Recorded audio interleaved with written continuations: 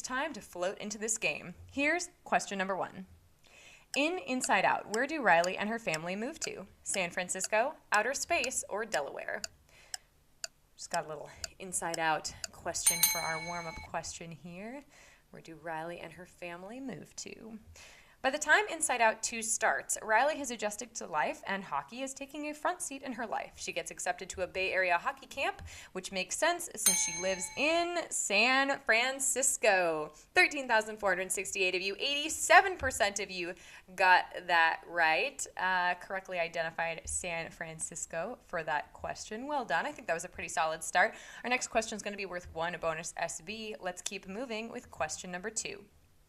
Who did comedian Don Rickles play in Toy Story? Slinky Dog, Mr. Potato Head, or Woody? I absolutely love Toy Story, and for those of you who know, I moonlighted for many years as a party princess. I would play Jessie, and the voice is so hard to do. A whole new generation got clued in on the greatest insult comic of all time when Don Rickles took on the role of Mr. Potato Head in the Toy Story movies.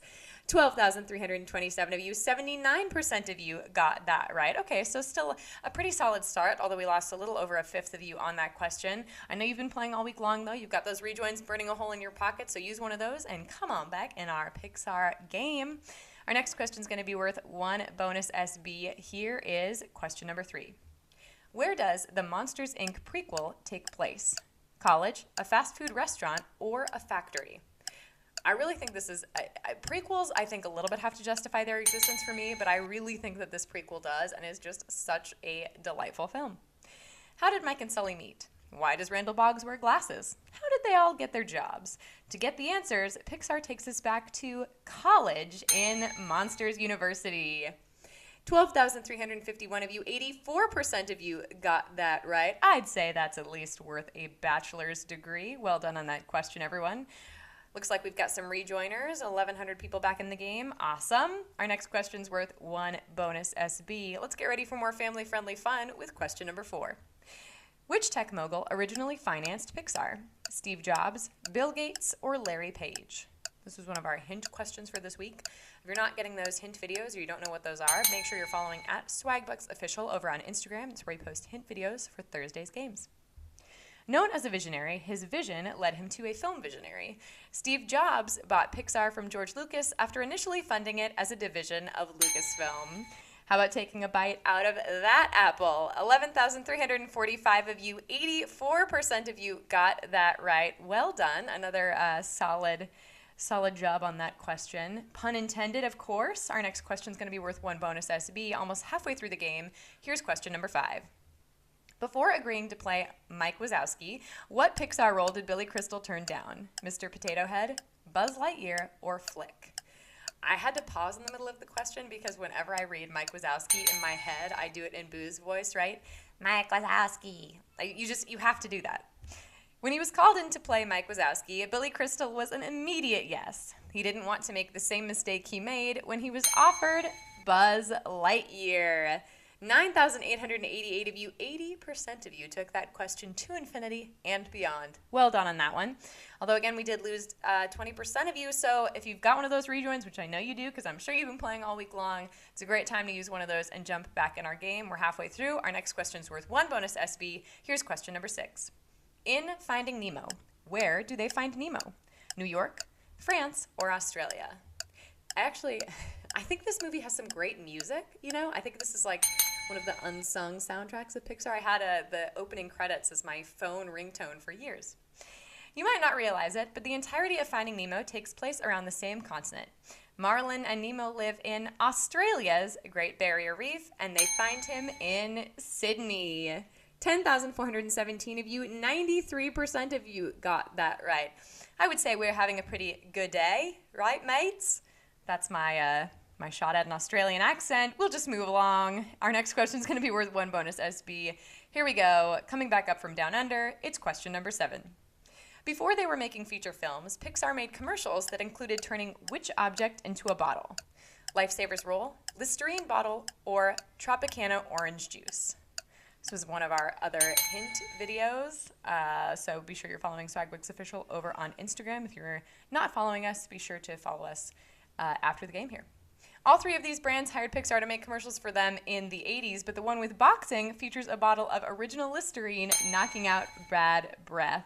And we're sure they made a mint on that one. 8,417 of you, 80% of you got that right. Well done. Like I said, for the 20% of you who maybe didn't get that one, make sure you're following Swagbucks Official over on Instagram. You can get hint videos for Thursday's games. Our next question is going to be worth 1 bonus SB as well. Here is question number 8. Before Albert Brooks landed the role in Finding Nemo, all of Marlin's lines had been recorded by which award-winning actor? Jim Carrey, Gary Oldman, or William H. Macy? I was telling Hal this earlier. I feel like all the Pixar characters are so iconic in my mind. Like the voice is so tied to the character that it's hard to picture anyone else doing the characters. Billy Crystal didn't play Buzz Lightyear because he turned it down, but another actor got the role of Marlin and then got replaced when executives felt Finding Nemo wouldn't work with William H. Macy. 6,745 of you, 75% of you got that right. Okay, so we lost a quarter of you on that question. Again, if you got out on that question, we lost about a quarter. I know you've got those rejoins. Come on back in our game. Looks like we've got 1,100 people back in our game. And you know what? Just for that, our next question is going to be worth 1 bonus SB. Here we go with question number 9. What object appears in the Pixar logo? A shoe, a lamp, or a brick? There's just so much that's iconic about Pixar, including, but not limited to, but certainly including the opening credits. It's every time it comes up, it just brings me a childlike sense of joy and wonderment, you know? Pixar's first short was released in 1984, but in 1986, when they finally became their own entity, they got to work on Luxo Jr., the childlike lamp that squashes and replaces the eye in Pixar's logo before each movie. 7,815 of you have made it this far and are ready for our final question.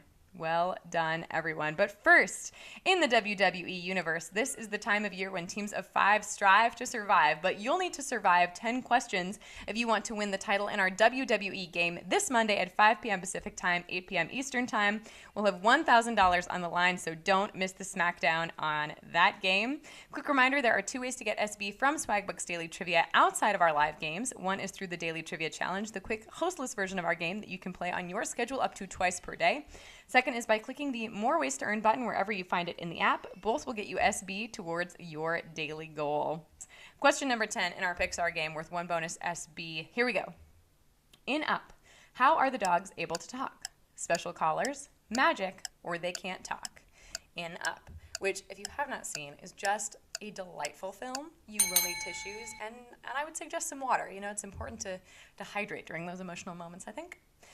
In real life, dogs communicate with us using barks and body language, but in Up, Charles Muntz's dogs speak English thanks to their special translator collars. 7,632 of you knew that answer and are splitting our grand prize. Well done today. Congratulations to all of you who are splitting the grand prize today. Let's take a look at some of our winners. We've got Charlie Borges 2321, ML Clean, Kimbo Slinger, M. DeLaurentis 25, Idaho Girl 06, as Grider 91, Ruthless DEW. Incredible. Well done. You're getting your prize in the form of points called SB, which you can redeem for PayPal cash or gift cards to Amazon, Starbucks, Target, and hundreds of other places.